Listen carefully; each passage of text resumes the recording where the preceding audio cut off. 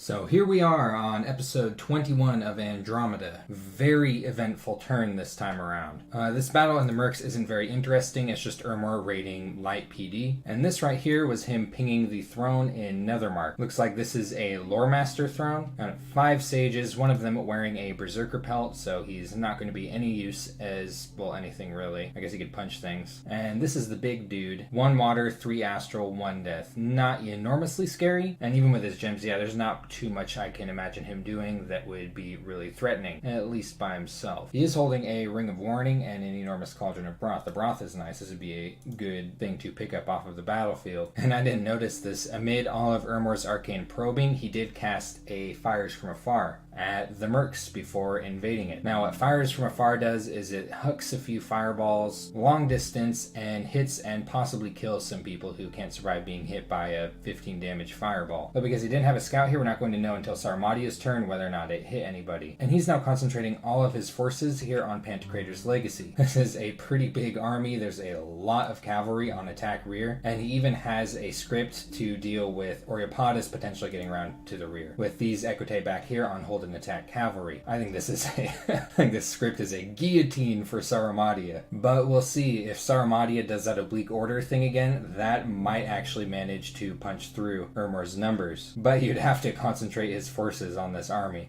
Get fucked, Varius. That's what you get for poking around where you don't belong. He's also sent in Urtaku down here with a Scepter of Authority. I imagine he's about to make an attempt on Lucky Lake. Too bad for Helheim. I imagine Helheim really wants that province. And Saramatia has received a message from Calum. Calum is looking for information on Russ because Calum is preparing for invasion. And Saramatia has reached Enchantment 5. He does now have Horde of Skeletons online. This will be that Fires from Afar. It looks like he lost 5 units, and these were from his Amazons and Skeletons that he happened to have sitting there. And he did find a magic site here in Dragonscale Mountains, just a Death Gem site. I guess it's nice, but he has other things to worry about before his gem income. I mean, at least he has his cap circle. And this here is just Russ raiding against PD. We'll actually go ahead and check out Russ's script real quick. So Russ has all of his mages, commanders, priests, everything in one little cluster, surrounded by 2 boxes of Chud skin shifters.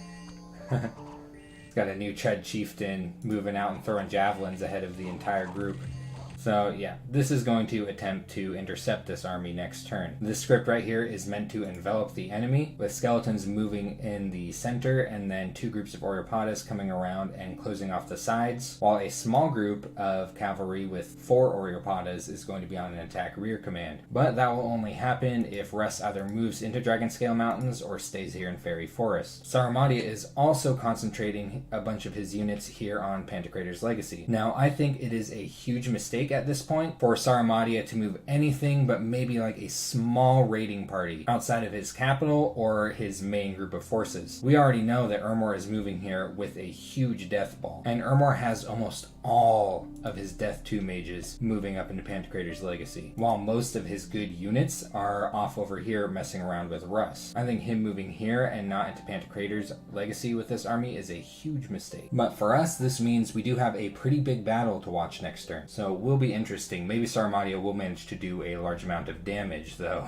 I'm a little bit worried for his mages here. This is pretty much all he's got as far as Death 2s go. Fortunately, he is recruiting more. I think this is really important, high priority to recruit as many of these as possible, though he will of course need to continue with Oreopagus production. Now, Calum's received a couple of messages. Hinam is sharing military information, Russ is blessed, as well as the fact that Ermor is recruiting a lot of Equites, which suggests that the Equites have at least a decent bless, is announcing that he is invading Russ and is asking for assistance, and is warning him about the underwater players, which have been very active on the coastlines. Calum also received a generous gift of 15 Earth Gems from Atlantis, showing appreciation that Calum threw him a few gems. He threw him like 4 fire gems, and Atlantis gives him 15 Earth Gems back. So yeah, being nice and congratulating people on winning the arena can benefit you. This battle here in Lavendalon is him recapturing, if you remember last turn, this Troll Shaman showed up with a bunch of spiders and killed off one of his sight-searching mages in Area Seraph. So he's come back with a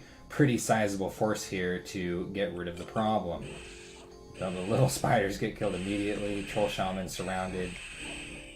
And now all these big spiders don't know what to do. Only loses a few of his dirt units, doesn't lose any ice clouds. And then he gets attacked by barbarians on his capital of all places. So not an enormous amount of them. I imagine his PD shouldn't have too much issue with these.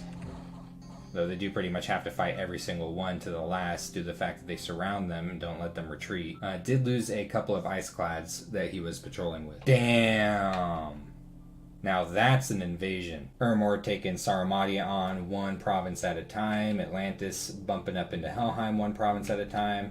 Look at that Hinnom just... Helheim is going all in. On the far left, he's got mammoths with a bunch of Spirehorn warriors on an attack rear command, as well as some archers to distract. In Falgoth, this just looks like a typical raiding party. Though I don't like these archers. He's been using these a lot. Like, it's fine on your starting army when you have... I don't think recruiting archers for this reason is very good. To have them act as bait for the attack rear party, because they shoot at your attack rear party. They're shooting where your attack rear party is going. But that's fine. This is fine for raiding light PD. It'll work most of the time. Got a chunkier group with his prophet moving in down into Bayan Kish, and a group of unscripted Spirehorn warriors moving into the Towers of Heaven. And behind this, he has a lot more units, and they're flying units, so he can move them where he needs to. He can respond where he needs to if there's a counterattack. Like, he's got this army moving right here into Illidan behind this, and these are just regular PD raiding armies. He doesn't have any main armies with mage support coming in at the moment. So I don't know how Russ is going to deal with this. It's going to be really interesting to see. Now, he's been recruiting a lot of area Seraphines. Now, something that I just personally don't like about this is... like, what are you using these for? Is it just research? Because these can research, and these are also really powerful on the battlefield. Air 2 mages are good. This is only 15 gold more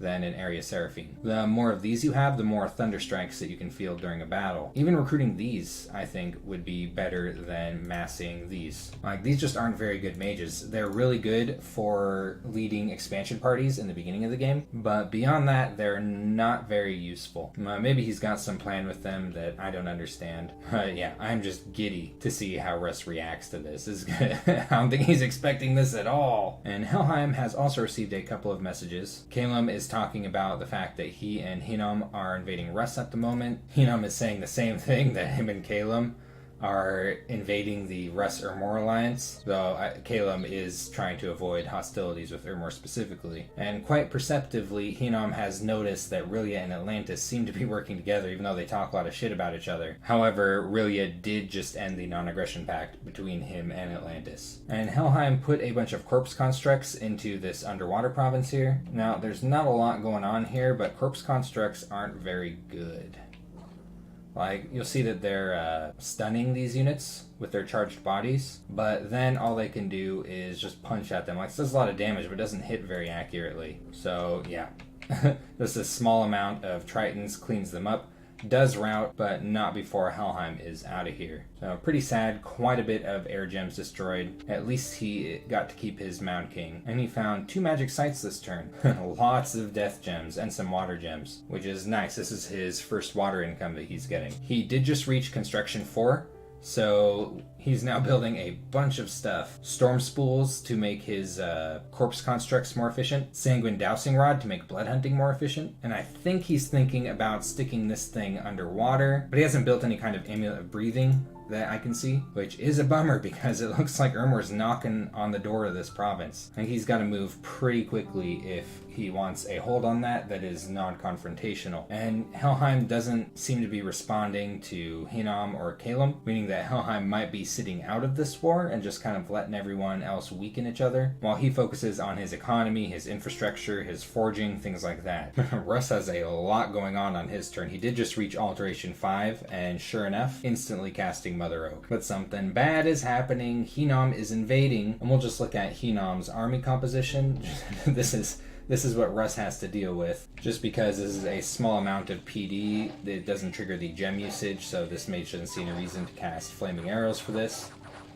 Man, this is going to be a pain in the butt for Russ to do anything. Look at that, 20 protection, 17 damage on a range 50 bow. Yikes. But he at least found a magic site right on the front lines. Labyrinth of Skulls. And he's just running with this. I don't know why he's not running this guy back with the rest of his mages. Russ is turning right around. Is like, alright, don't have time anymore to invade Saramati. I have other things to deal with. He's moving a raiding party into Hinam's territory right here in Bakar. Has his main army moving up to Black Peaks. And is scooting these in through the bottom. I think having them scripted like this is a little bit negligent. They're going to fight if Hinam does choose to attack this province here. And he might. Like, it's not like this province isn't any less safe for him. He could move into this one and he would collide with Kalem's army. But this right here would split Russ in two and would cut him off from any income that he's getting from the provinces that he's taken from Saramatia. And if Hinam does that, Russ is losing on some pretty important units, an assassin, the only assassin he has, as well as a couple of Nature 2 mages with the healer ability. So it may have been a better idea to move the whole army as a whole. However, he does have a temple here that he's trying to protect, so it is a really difficult call to make. It's like, do you value your temple more or your healing mages more? But honestly, I think this temple was a bit of a mistake in the first place. Far from his heartland, unprotected. Usually if I'm building unforted temples, it's like in my cap circle or really damn close to it. But we do know Kalem is moving here for sure, so we are going to see one of Kalem's army, actually one of his bigger armies with the mammoths and stuff, collide with this group of skin shifters. And in Hinam's lands, he has found a magic site, Canyon of Wild Winds. That's a lot of air gems actually. And it looks like Hinam is going with the 2 Spruce Forest for invasion. I think this would have been a really good pick because it would have done a lot of economic damage to Russ because he wouldn't be able to gather income from any of these provinces. But it's still fine. He does have more scouting information over here than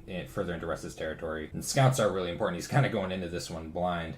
Burn them all. This is his Flaming Arrows caster right here. He did just reach Evocation 3. This gives him Fireball, which makes his fire random Amis that aren't casting Flaming Arrows useful. And he does have a decent amount of those. So if he needs to, he can add these to an army. And he is moving some units down south toward the front lines, which is a bummer because he really needs some. He got one candle up here. I ain't going to be around too long. Really got to do something about those death scales. He does have this guy here preaching. So one thing that is kind of interesting about Hinam's invasion to observe about it is that he's only sending one fairly large army for this point of the game, but just one. And he doesn't even have it set up in a way where he can split it into 2 smaller armies if he needs to. This army pretty much has to be a monolithic entity with the amount of earth mages and the single fire mage that it has, which is going to make this invasion slow and inflexible. Now, he of course has armies in the rear that he could bring forward if he needs to, but what that says to me is that he isn't trying to quickly and rapidly conquer Russ. I think he's just trying to commit a smaller amount of forces so that he's not too weakened by this engagement, while allowing other players like Saramatia and Kalem to do most of the actual damage. And he'll just kind of pick up some pieces on his southern border. That's just kind of what it says to me, like only invading with a single army. Maybe it's just his style. Like maybe he just likes singular death balls in warfare. But yeah, I think if he was looking for a more aggressive invasion, he also would have invaded here on the left side of the Caverns of Gnek. Though it is possible that he's trying to avoid a border with Ermor. There's a lot of factors that could be influencing the decision to go with a single army. All we can do is speculate.